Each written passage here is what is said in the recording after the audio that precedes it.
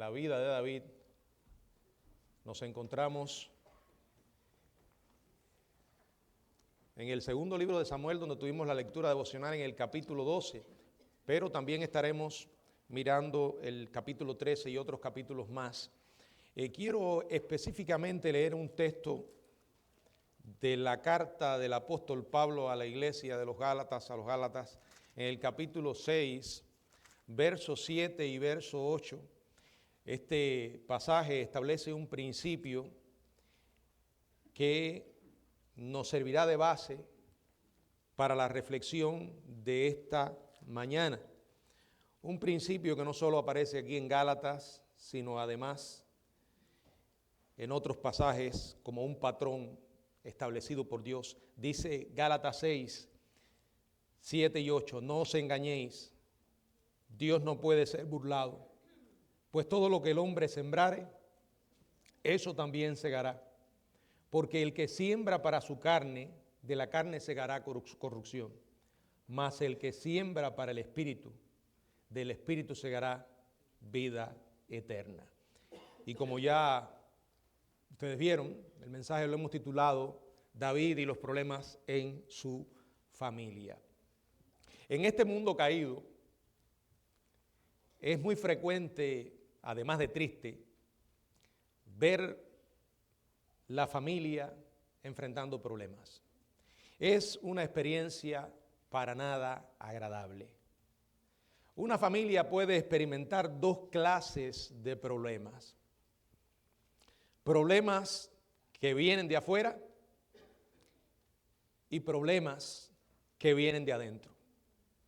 Ambos son devastadores, pero de los dos, los más tristes y los más difíciles son los problemas que se originan adentro.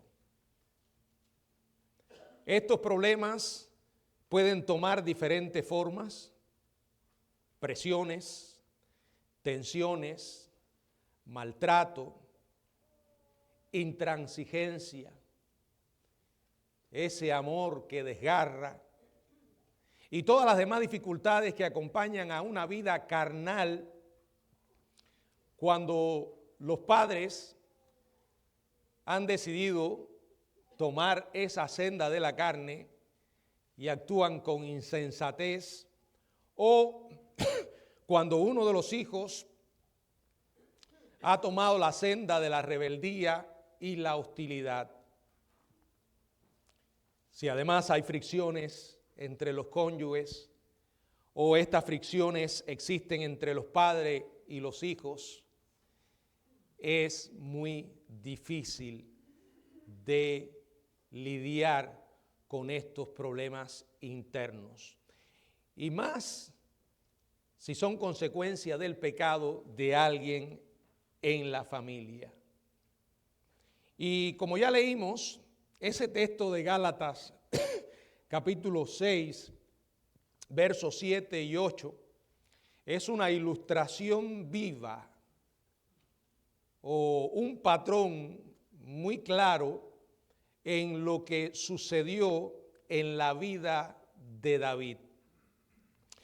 Leo de nuevo, no os engañéis, Dios no puede ser burlado, pues todo lo que el hombre sembrare, eso también segará. Porque el que siembra para su carne, de la carne segará corrupción, mas el que siembra para el Espíritu, del Espíritu segará vida eterna. Aquí se establece como una ilustración, un principio agrícola que se está usando metafóricamente para referirse al campo moral y espiritual. Y este principio tiene una validez universal. Por ejemplo, en el libro de Job, en el capítulo 4, vamos a leer varios versos.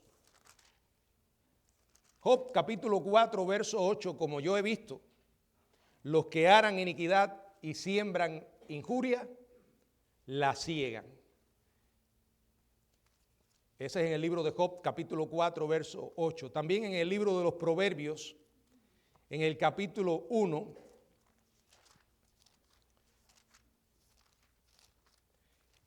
verso 32 y 33 dice la palabra, porque el desvío de los ignorantes los matará, y la prosperidad de los necios los echará a perder. Mas el que me oyere habitará confiadamente y vivirá tranquilo sin temor del mal. Decisiones, consecuencias. Siembra, cosecha. El libro de Oseas, en el capítulo 8, verso 7, porque sembraron viento y torbellino, segarán. No tendrán mies, ni su espíritu hará harina, y si la hiciere, extraños la comerán. Decisiones, consecuencias. Osea capítulo 10, verso 12. Sembrad para vosotros en justicia, segad para vosotros en misericordia. Haced para vosotros barbecho, porque es el tiempo de buscar a Jehová hasta que venga y os enseñe justicia. Siembra, cosecha. La idea en todos estos versos, como hemos estado mirando, es que vamos a cosechar lo que sembramos. No importa que seamos perdonados. Podemos contar con el perdón de Dios con toda seguridad. La Biblia dice claramente, si confesamos nuestros pecados, Él es fiel y justo para perdonar nuestros pecados y limpiarnos de toda maldad. De hecho, ya Cristo murió por esos pecados. Es importante que lo recordemos, pero creo que hay un gran engaño que a muchos se les ha hecho creer con relación a la gracia divina, al punto que han estirado tanto la gracia que la han convertido en una desgracia.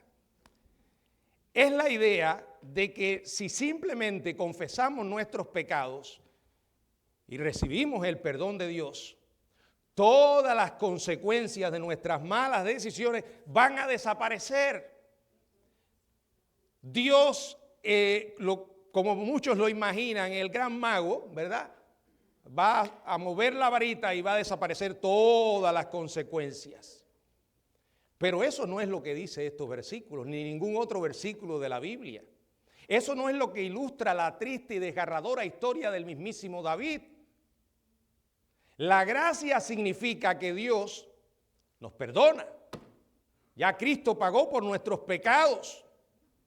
No nos quita la vida, como sucedió en el caso de David. Es gracia que Dios lo dejara vivir, mereciendo la muerte. La gracia significa que Dios, al perdonarnos, nos da su fortaleza divina para lidiar con las consecuencias. La gracia nos recuerda que somos libres en Cristo para obedecerle, pero en ninguna manera significa que las consecuencias del pecado van a ser quitadas automáticamente. Si yo peco, imagínense ahora que estoy paseando por un mall con mi esposa y viene un tipo y la toca indebidamente. ¿Cuál creen que va a ser mi reacción? No va a ser predicarle el evangelio, ni ponerme a orar por él. Probablemente sea usar mi zulda. Bueno, traté de defender a mi esposa e imagínense, me llené de ira. Es un ejemplo un poco difícil porque la protección es permitida. Pero imagínense ahora que después que le doy el golpe al hombre, alguien se mete a separar y yo en mi ira le doy otro golpe, ¡pah!, al otro que se metió a separar. Y nada, allí controlan la situación y entonces yo le pido perdón al Señor por dejarme llevar por la ira, aunque tenía razón al principio. Bueno, el Señor me va a perdonar, pero si en uno de esos golpes, con toda probabilidad, me fracturo un brazo, voy a tener que usar yeso. O ir a una sala de cirugías a enfrentarme con el problema. Imagínense que usted es una de esas personas que les encanta conducir a exceso de velocidad y va por una senda de 35 y usted ese día quiere probar la potencia de su auto y va disparado a 90 y en ese momento el auto se vuelca y, bueno, milagrosamente logra salvar su vida.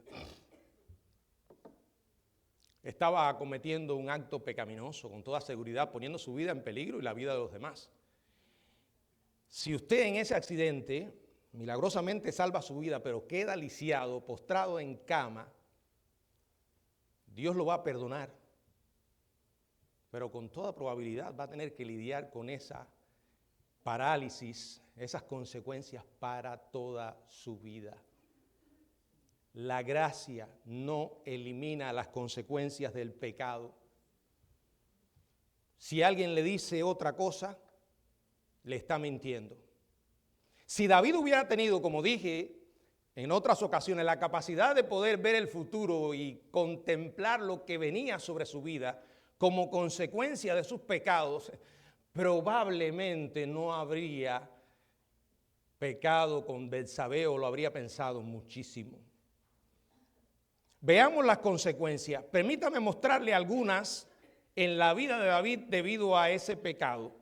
En el segundo libro de Samuel, la historia del capítulo 12, se ha desarrollado en que Dios envía a un profeta a confrontar a David, Natán, que le cuenta una historia. David se involucra y el profeta le dice: tú eres ese hombre.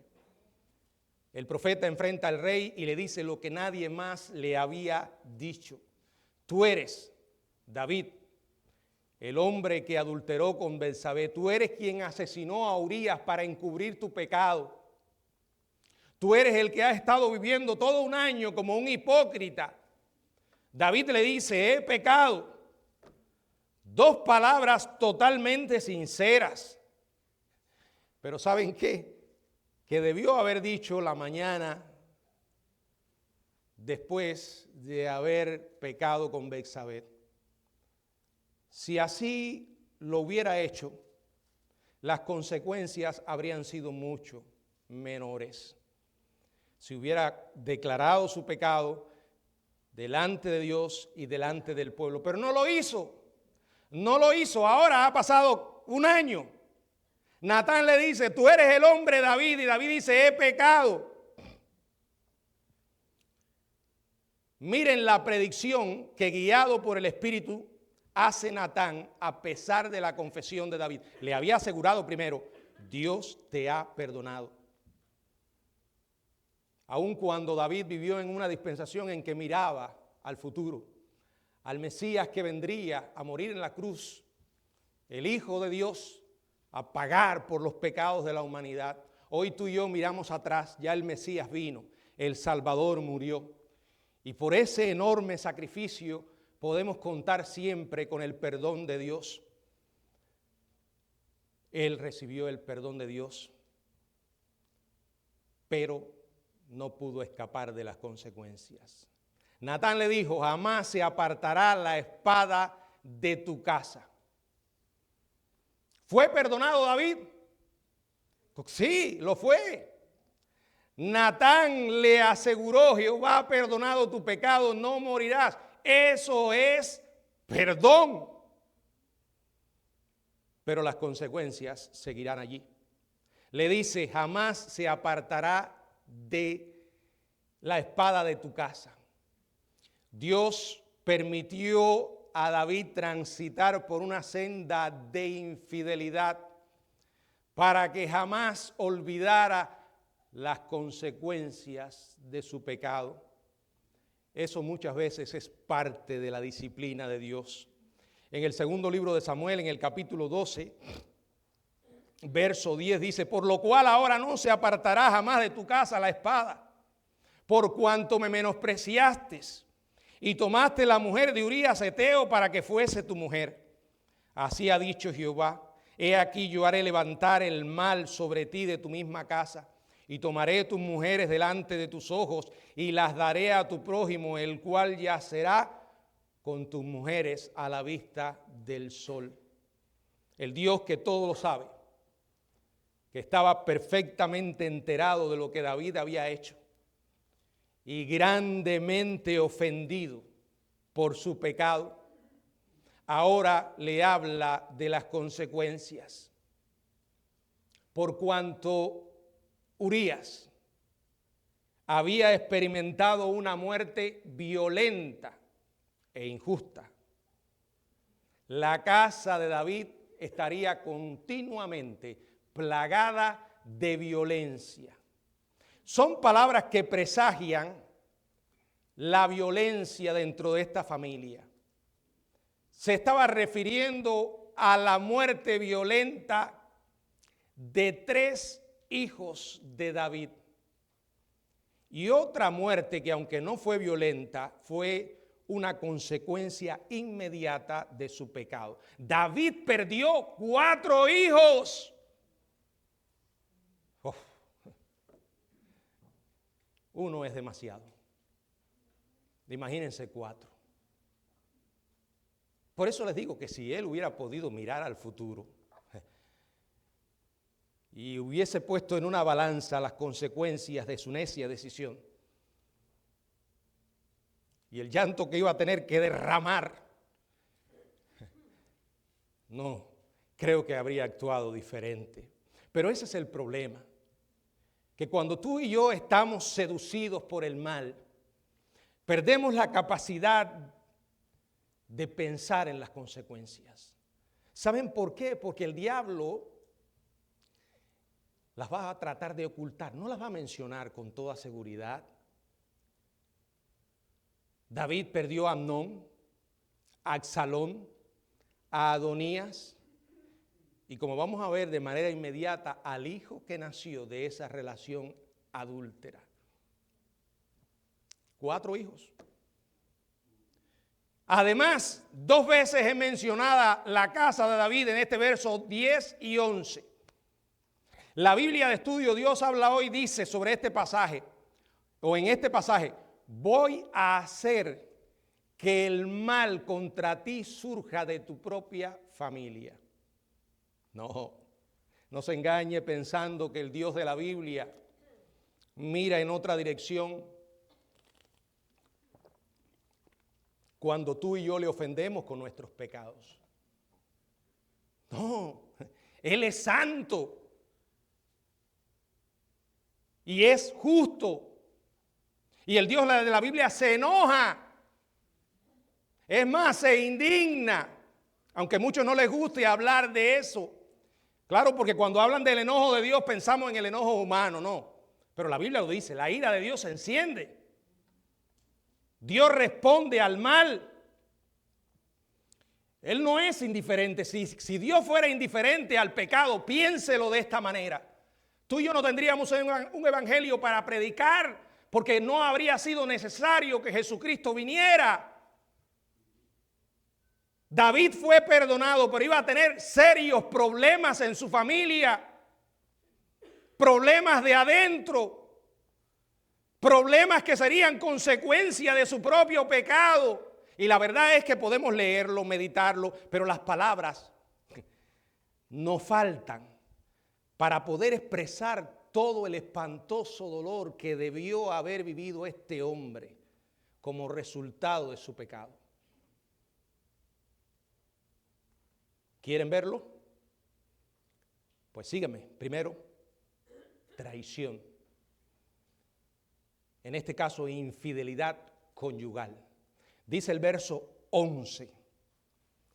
Así ha dicho Jehová, he aquí yo haré levantar el mal sobre ti de tu misma casa, y tomaré tus mujeres delante de tus ojos y las daré a tu prójimo, el cual yacerá con tus mujeres a la vista del sol. Por cierto, sin importar los agentes que estuvieron envueltos en esto y sus intenciones perversas, el Dios de la Biblia es soberano y Él asume la responsabilidad de lo que sucede. Fíjense cómo Él dice aquí, he aquí yo haré levantar.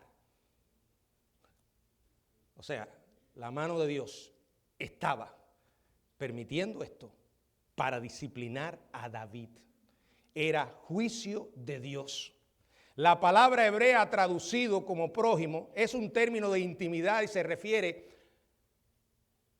con toda probabilidad a uno de los hijos de David. De hecho, eso fue exactamente lo que ocurrió. Absalón, su hijo, cohabitó con alguna de las esposas de David. En el segundo libro de Samuel, en el capítulo 16, verso 21, dice: y Ahitofel dijo a Absalón: llégate a las concubinas de tu padre, que él dejó para guardar la casa.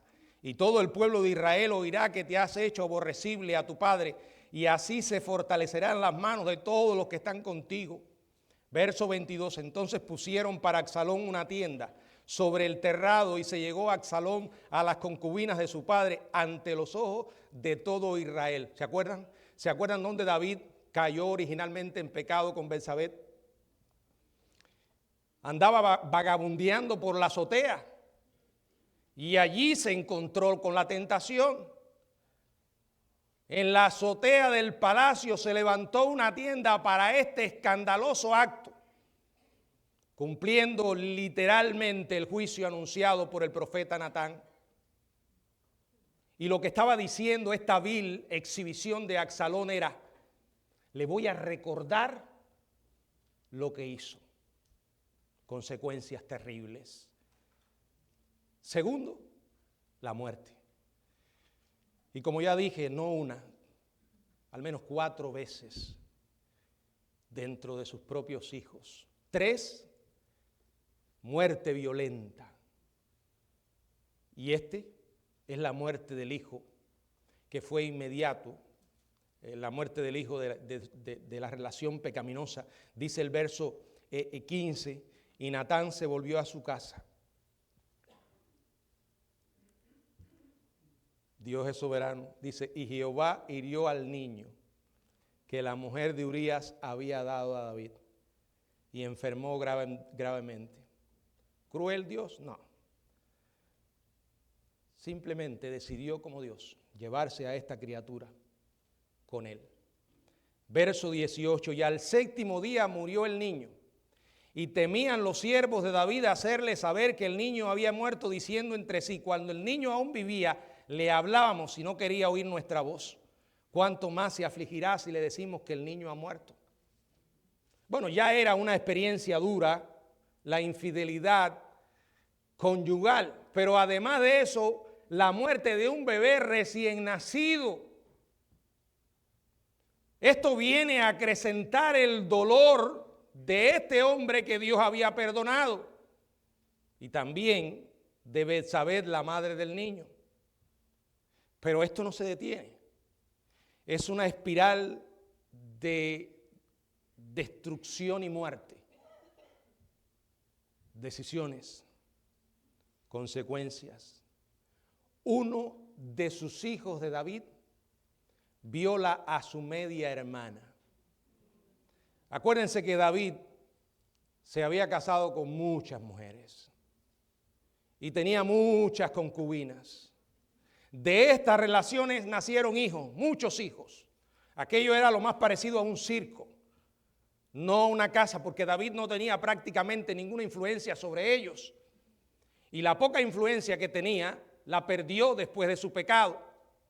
Tenemos un registro de la relación que había entre 3 hijos de David: Amnón, Absalón y Tamar. Absalón y Tamar eran hijos de la misma madre, pero Amnón era hijo de otra mujer. Y este muchacho se comienza a sentir atraído por su media hermana, su hermana o la hermana de sangre de Absalón. La razón por la que menciono a Absalón es que él vino después en defensa de ella, y el por qué lo hizo. En el segundo libro de Samuel, en el capítulo 3, verso 1, dice: aconteció después de esto, que teniendo Absalón, hijo de David, una hermana hermosa que se llamaba Tamar, se enamoró de ella Amnón, hijo de David. Aunque la Biblia aquí, la traducción dice que se enamoró, eso no es amor. Era algo vergonzoso y repugnante. Era una lujuria incestuosa, verso 2. Y estaba Amnón angustiado hasta enfermarse por Tamar, su hermana, pues por ser ella virgen, le parecía a Amnón que sería difícil hacerle cosa alguna. Amnón había concebido una pasión ardiente por su hermana. Créanme, esto estaba prohibido por Dios. Si usted va a Levíticos, en el capítulo 18, verso 11, dice la Biblia: la desnudez de la hija de la mujer de tu padre, engendrada de tu padre, tu hermana es. Su desnudez no descubrirás. La expresión descubrir su desnudez es un eufemismo para designar las relaciones sexuales. O sea, estaba prohibiendo el incesto. Pero con el ejemplo de Abraham, en Génesis capítulo 20, en el verso 12, dice la palabra del Señor: y a la verdad también es mi hermana, hija de mi padre, mas no hija de mi madre, y la tomé por mujer. O sea, la Biblia establece un claro mandato prohibitivo en la ley. Abraham practicó esto, y esto llevó a que se convirtiera en una práctica común entre las naciones alrededor de casarse con medias hermanas. Quiere decir que este tipo se sentía en cierta manera justificado y quería satisfacer su pasión con Tamar, pero se le había olvidado lo que Dios piensa sobre el asunto. Sin embargo, con la ayuda de un amigo, este hombre monta un escenario donde logra hacer que Tamar viniera a él simulando que estaba enfermo. En el segundo libro de Samuel, capítulo 13, verso del 11 al 15, dice: y cuando ella se las puso delante para que comiese, asió de ella y le dijo: ven, hermana mía, acuéstate conmigo. Ella entonces le respondió: no, hermano mío, no me hagas violencia, porque no se debe hacer así en Israel. No hagas tal vileza, porque ¿a dónde iría yo con mi deshonra? Y aún tú serías estimado como uno de los perversos en Israel. Te ruego pues ahora que hables al rey, que él no me negará a ti. Mas él no la quiso oír, sino que pudiendo más que ella, la forzó y se acostó con ella. Luego la aborreció Amnón con tan grande aborrecimiento, que el odio con que la aborreció fue mayor que el amor con que la había amado. Y le dijo a Amnón: levántate y vete. Avergonzada, humillada. Miren, en esta historia, que por cierto, muy relatada, o relatada de una manera muy bien, en el sentido de que es Dios quien la describe. Miren, póngase usted a imaginar una escena como esta en una de las series de Netflix hoy, o un relato de una historia como esta en la prensa o en cualquier otra parte. Relato de fabricación humana.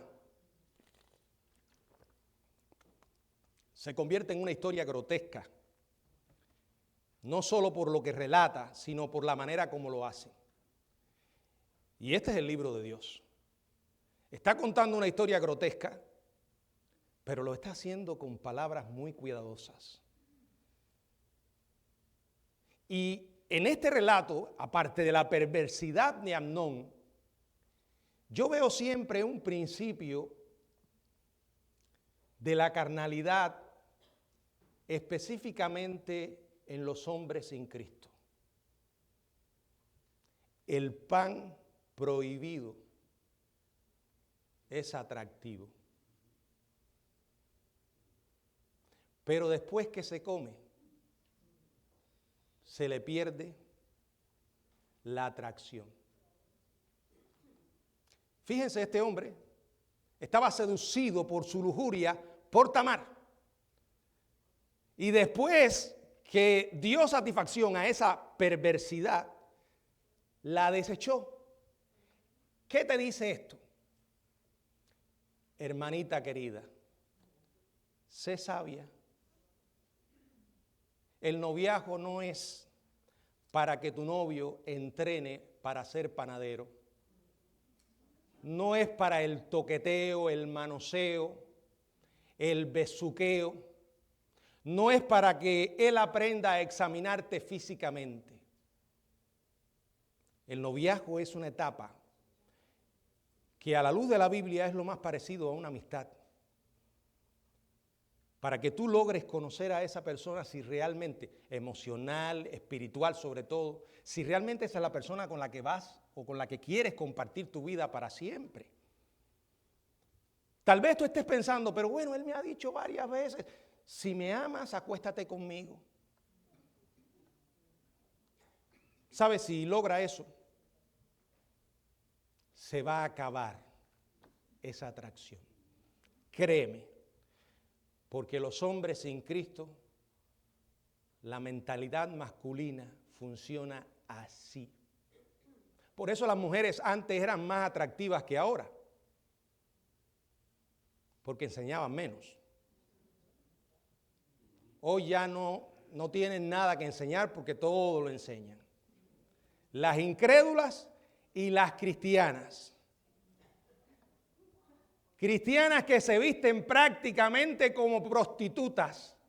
No hay una diferencia entre esas mujeres de la calle buscando hombre por dinero y la manera como se visten y algunas cristianas. Yo cada vez que leo esta historia me acuerdo de eso. Ahí está. Este es el libro de Dios. Así funciona la maldad de la lujuria. Ella era virgen, él quería acostarse con ella. Después que se acostó, se acabó todo. Así que si caes en la trampa del diablo, acuérdate de esto. El noviazgo es para conocerse. Y es mejor que se rompa un noviazgo y no un matrimonio. Y si se rompe el noviazgo, por favor, no te quedes debiendo nada. Que pueda tu vida desprenderse de la vida de ese hombre sin vergüenza. No te dejes engañar. El hombre que te ama de verdad no te va a pedir que te acuestes con él. No te va a manosear como si tú fueras una harina que tiene que darle forma para convertirla en pan. No. Eso es para el matrimonio. Esta mujer, ¿cómo terminó? Avergonzada. Claro, el caso de Tamar no fue que ella cedió, él la engañó y la forzó. Tamar fue a decírselo a la persona que más amaba, su hermano Absalón. Segundo libro de Samuel, capítulo 13, verso 20. Y le dijo su hermano Absalón, ¿ha estado contigo tu hermano Amnón? Pues calla ahora, hermana mía, tu hermano es, no se angustie tu corazón por esto. Y se quedó Tamar desconsolada en la casa de Absalón, su hermano. Verso 22, mas Absalón no habló con Amnón ni malo ni bueno, aunque Absalón aborrecía a Amnón porque había forzado a Tamar, su hermana. Fíjense, infidelidad conyugal, muerte de un hijo, violación, y esto no sigue, no se detiene, odio entre hermanos. Amnón aborreció a Tamar. Absalón abominó a su medio hermano. La lujuria llevó a la violación llevó al odio y el odio llevó al siguiente escalón, asesinato. Bueno, Absalón y Amnón no se dirigieron la palabra durante 2 años. Estos hermanos no se hablaban. Imagínense la amargura y el odio consumiendo a Absalón. Ahora la pregunta es, ¿y dónde estaba David durante todo este tiempo? La única referencia que hay sobre él en el caso de la violación de su hija es la que está en el verso 21. Y luego que el rey David oyó todo esto, se enojó mucho. Pero nada más. Nada más. La pasividad clásica. Tenía la cabeza puesta en otra cosa donde había estado por mucho tiempo. Yo creo que él también sentía culpa por su pecado y sabía que había perdido todo el respeto de sus hijos, los cuales se habían criado prácticamente solos. David era un hombre muy ocupado. Imagínense, les ofreció un palacio a sus esposas e hijos, un palacio fabuloso. Yo creo que ellos tenían todas las cosas materiales con las que podían soñar. Así sucede en muchas familias, hermanos. Padres que no le pueden dar el tiempo que requieren sus hijos y por esos sentimientos de culpa intentan sustituirlo con cosas materiales. Regalitos y más regalitos, ¿verdad? Viajecitos y más viajecitos. Padres que saben que están fallando en su responsabilidad y entonces para mitigar esos sentimientos de culpa se convierten en amiguitos de sus hijos. Usted no ha oído eso, yo soy el mejor amigo de mis hijos. O hijos que dicen, mis padres son mis mejores amigos. Eso suena muy bonito. Pero eso es peligroso cuando los hijos son pequeños. Usted no es el amigo de sus hijos, ni la amiguita. Usted es su padre o su madre. Y el tiempo que le roba no se puede sustituir con cosas materiales. Puede que el niño disfrute con el regalo que tú le das, pero más lo disfruta si tú estás allí con ellos, jugando o involucrado en sus vidas. ¿Cuánto estás tú informado de lo que está pasando con tus hijos? ¿Qué tiempo pasas con ellos? ¿O eres de los padres que simplemente les compraste la última computadora, el último teléfono, y ellos están allí en su cuarto, en su santuario, y tú no tienes la más mínima idea de lo que está pasando con ellos? Vas a ser el responsable de la destrucción de tus propios hijos. Yo creo que mencioné hace algún tiempo una película, una serie de Netflix. Yo no veo Netflix, no es que me guste Netflix, la puedo ver porque mi hija me presta Netflix de vez en cuando y a veces, muy pocas veces hay algo que se pueda ver. Hay una historia que yo mencioné ahí que se llama Adolescencia. Una serie de, creo que 3 capítulos, si no me equivoco. Para mí eso ha sido una de las mejores cosas que ha hecho Netflix. Y después que yo terminé de ver esa historia, mi esposa y yo le dije, esto es algo que tienen que ver todos los padres. Ser padre no es simplemente traer hijos al mundo. Eso lo hace cualquiera. Ser padre es estar involucrado en la vida de tus hijos, en los buenos y en los malos momentos. Cuando las conversaciones son gratas y cuando hay conversaciones difíciles. ¿Sabes por qué? Porque crecen rápido. Y se van rápido del hogar. Y después la influencia que vas a ejercer sobre ellos no va a ser la misma. Te aseguro que vas a ser padre para siempre. Pero no va a ser igual la influencia. David pagó un precio muy alto. David lo vio en su propio hogar. 2 hermanos que se odiaban y él no tenía la más mínima idea de esto. No sabía lo que estaban pasando entre sus hijos. ¿Cuál fue el resultado? Después de 2 años, Absalón lleva a cabo un plan. Es un tipo que se las trae y nada, resumiendo, termina asesinando a su propio hermano. Y David en las nubes. Hay que ser un padre muy obtuso para no darse cuenta de lo que estaba pasando entre ellos. Miren lo que dice el segundo libro de Samuel, capítulo 13, verso 27. Pero como Absalón le importunaba, dejó ir con él a Amnón y a todos los hijos del rey. Él quería un viajecito con su hermano, pero lo que estaba planificando era su propia muerte. Sus hijos lo manipulaban, David no se da cuenta, al final accede y Absalón termina asesinando a su hermano. Ya, pastor, es suficiente. Bueno, no me lo digas a mí, díselo a Dios. Todavía la cosa no termina. Absalón sale huyendo, se refugia con un abuelo materno en un lugar llamado Jesur. Y como ya no puede vivir en su casa, se va al lado de su abuelo mientras se propone un plan, una rebelión contra su propio padre, y eso es lo que hace.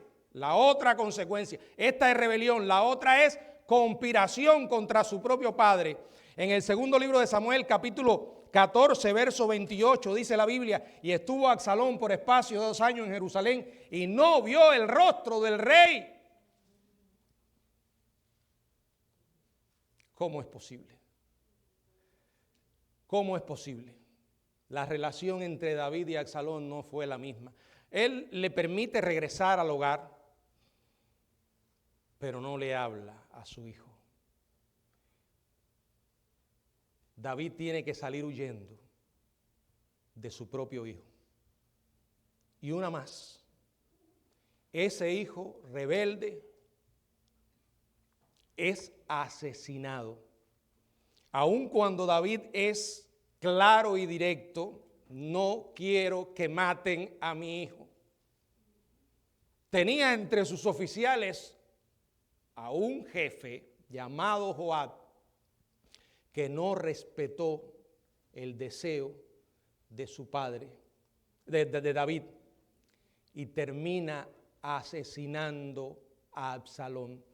En el segundo libro de Samuel, en el capítulo 18, verso 33, dice la palabra de Dios: cuando le traen la noticia de la muerte de Absalón, el rey se turbó y subió a la sala de la puerta y lloró. Y yendo decía: hijo mío Absalón, ¿quién me diera que muriera yo en lugar de ti, Absalón, hijo mío, hijo mío? Ya es demasiado tarde, David. Era sincero con toda seguridad. Este hombre habría dado su vida sin pensarlo 2 veces por su hijo, pero no fue capaz de usar esa vida para formar la vida de su hijo. Aquí hay un hombre destrozado, trastornado, sollozando como un loco. Llegó al extremo, molido, consecuencia de los pecados. ¿Sigues creyendo que no hay pecado o que hay pecado sin consecuencia? No todas las consecuencias son las mismas, pero las hay. Las hay. Por las consecuencias y por el mismísimo pecado tuvo que venir Cristo a morir en la cruz. Recuerde, todo lo que el hombre sembrare, eso también segará. ¿Estás tomando con ligereza la gracia de Dios? ¿Eres de aquellos que piensa como Pablo reflejó en su carta a los Corintios, hablando del tema de la gracia en Romanos capítulo 6? Él dice: ¿qué pues diremos? ¿Perseveraremos en el pecado para que la gracia abunde? En ninguna manera, porque aquel que ha entendido la gracia de Dios no puede abusar de ella. ¿Saben por qué? Porque cuando uno piensa en lo que le costó el pecado a Jesucristo y en lo que el pecado significa para el Dios Santo, es un freno para no pecar. No podemos haber conocido la gracia y abusar de ella. Si la estás tomando con ligereza, si eres de los que está caminando de puntillas por los corredores del reino, si eres de aquellos que decides qué es bueno y qué es malo, ignorando lo que Dios dice que es bueno y que es malo, y por cierto, muchas otras cosas que aunque no aparecen con claridad en la Biblia como pecado, no son sabias hacerlo. Yo puedo sentirme en libertad de llegar a mi casa y abrir una botella y darme un par de tragos.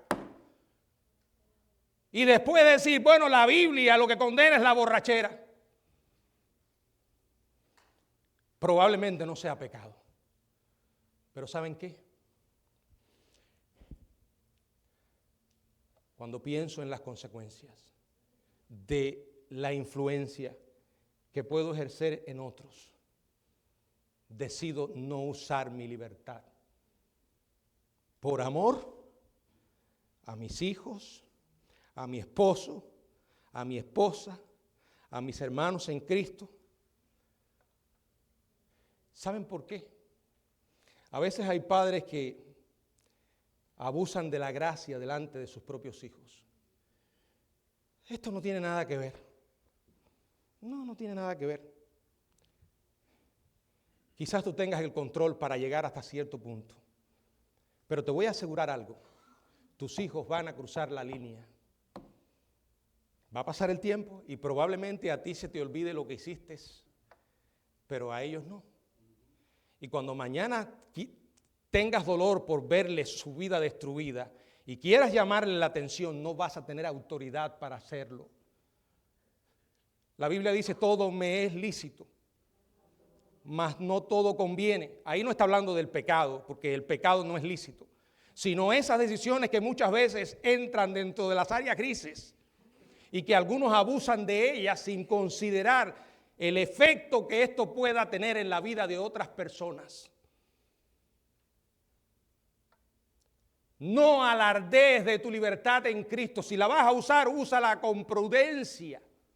Y cuando digo no alardees, no te exhibas delante de la gente haciendo uso de esa libertad, porque la puedes convertir en libertinaje. Piensa en Jesús.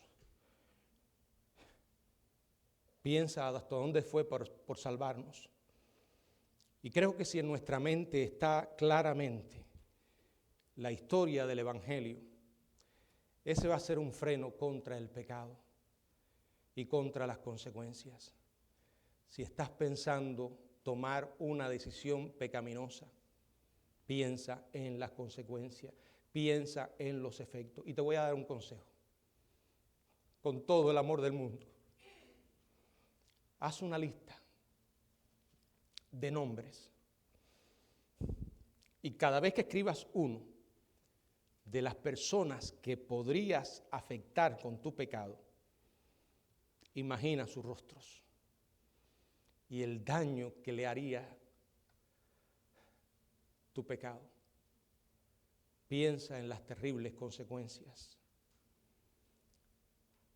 David no pensó en ellas. Y hermano, la Biblia es verdadera. No vas a escapar. No importa qué tiempo pase. No importa que tu mente haya olvidado aquella escena. Un día, cuando menos lo esperes, vas a recoger la amarga cosecha de tu pecado. La solución, arregla tus cuentas con Dios ahora. En este preciso momento, Dios te va a entender y va a mirar tu corazón. Y te puedo asegurar, Él te va a perdonar. Porque esa es la historia de la redención. Es una historia donde el héroe es Él, porque murió por nuestros pecados. Y en Cristo siempre habrá perdón. El momento para buscar ese perdón es ahora. Que el Señor nos bendiga.